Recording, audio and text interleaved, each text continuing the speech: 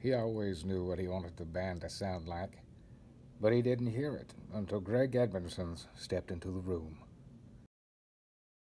Thing is, I don't even remember meeting him for the first time. I have no recollection whatsoever how we met, and I don't know if that's a good thing or a bad thing. We've been writing songs without a bass player for 2 years. He came into the band last year before all of this pandemic stuff happened. And we started jamming together, and he brought this riff to the band. This idea for this song came from him. This is the first song he put together and started writing with the band. He comes in, and one of the first things he does is introduces what would become Cage. I knew from the first time I heard him play. I'm pretty sure Billy's words were, he's in the band, I want that song. I think I even looked over at Jack and I said, "This is it." That's true, actually. It is I true. remember saying that. It is true. Of course it's true. I don't lie. I don't lie. Greg's really, he's one of a kind. Sorry, Greg, I had to put that in there, man. He's going to kill me for that. So I think maybe the only reason we got him into the band was because we wanted Cage. So now we're stuck with him. I met these guys in StoneRowe not long ago. I don't know if it's been quite a year. I know it hasn't been. But yeah, I talked to them, and I was kind of, I met Doug, John, and the other guy, and so I told them, I was kind of used to, I've been dabbling in music over the years and not really doing anything serious. The thing about Greg is he's crazy, like in a clinical sense, crazy. Yeah, I came from a family that we did some semi-professional bowling, and I'd seen some kind of strange things, but I got to play bass with kind of a, stretch out and do some, Billy Ocean's band came through one time, and I got to play bass with the Murray Head one time, one night in Bangkok. Some people say crazy things, some people do crazy things, and then there are this group of people where you just know they're just nuts. Well, that's him. Bass players they're really simple people, and sometimes you got to write things down with crayons and, get around a circle like cavemen and talk things out. Anyway, but yeah, I came across these guys and threw out some song ideas. It just kind of clicked, and I saw that the lead singer was doing some helping with moving some equipment and stuff, and I liked it. So I said, well, I thought I'd hang around for a while. When we first started working on the song, it was about the same time when COVID hit. With this whole situation going on, we couldn't get out to the studio. Boy, what a piece of crap year 2020 has been, I'll tell you. When I first heard the riff, I was hearing just this chaotic rage. We basically wrote the song in 1 or 2 short sessions, and I think we wanted to make sure that we captured that because the riff is so raw and nasty. We wanted to maintain that raw nastiness.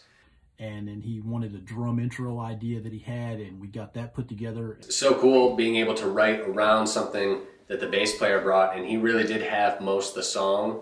He had some ideas for me on what he wanted to hear. They were really more this tone or this sort of pitch. The verses and choruses, he's just riffing right along with us, but he also got to do some experimentation with doing some atmospheric type stuff or some ambience type noise stuff along with this song. This was really unique too because most of the songs that we had done to date, most of them were my genius. A little bit of them were Billy's genius. Mostly my genius though, mostly.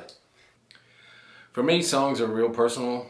They either come from a really direct, intimate experience or the experience of someone I know well enough that I understand it. And this one's no different. The sound of his vocals on this song are just off. They're just, it's awesome. And I think I did like 9 backing tracks. If you listen to the guitar parts, they fit, they sound awesome, but they work around the other instruments, which was fun to do. So producing this song from home, I think that was the biggest concern I had. Is this something we can actually pull off? So we just put our heads together. We've all got home studios, and we said, hey, let's take all the stuff that Pete showed us, and he's really meticulous about the tracking. And we said, the worst thing that can happen is we end up with a really good demo of the song. And we decided to take it on, and we recorded everything either at the drummer's house, Johnny's house, Billy's house, or my house. Mostly at my house. outside of drums and vocals. It was really unique, you know, you'd have screaming kids in the background and cats meowing and food cooking and all kinds of crap going on, and you had to kind of play around that. The studio typically is a place of zen. We didn't really have that, but maybe that fits the song. Maybe that fits. Maybe that's why it sounds so freaking awesome. We got the tracking done. We sent the song off to a guy named Chris Collier. Funny story, that one. I would say I used to be, but I still am very much a gaming nerd. I play lots of Overwatch now, but back in the day, I played a lot of Call of Duty on Xbox. And I got to know this guy. I can't remember if he was living in LA at the time or not. I don't think he was. I think he's from the Midwest. Maybe he'll be able to tell me after this. But I played a bunch with him. He was pretty good. And we played a lot together. And I befriended him on social media, and I saw that he went on to record with George Lynch. And he's a really good drummer. He toured with Lynch Mob. He filled in, I think, on the drums.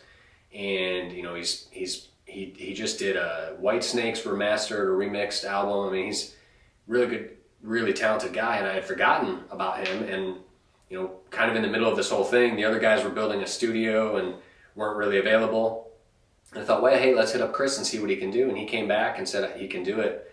The very first mix that we got back, we were like, don't touch it. It's perfect. I'll say this, the first listen, I was a little like, whoa. But I think it was more just shock at how good it was. And then I listened the second time, driving back from Nashville, Tennessee, and I was just like, man, this is it. It's it. We made, I think, one small edit.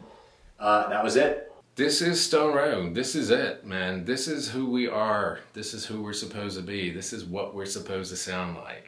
It took us a little while to get here. I'm just so fucking excited to see where this is going to take us. So yeah, I'm really looking forward to it. I'm looking for to some good things happening.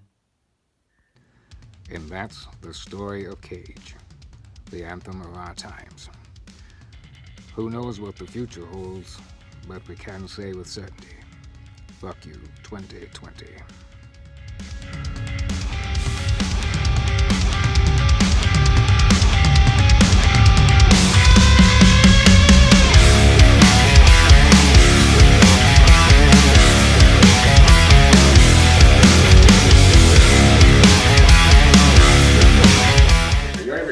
Oh yeah, we're recording. Fuck you. Put this in the fucking outtakes. Fuck singers. Your weapons are your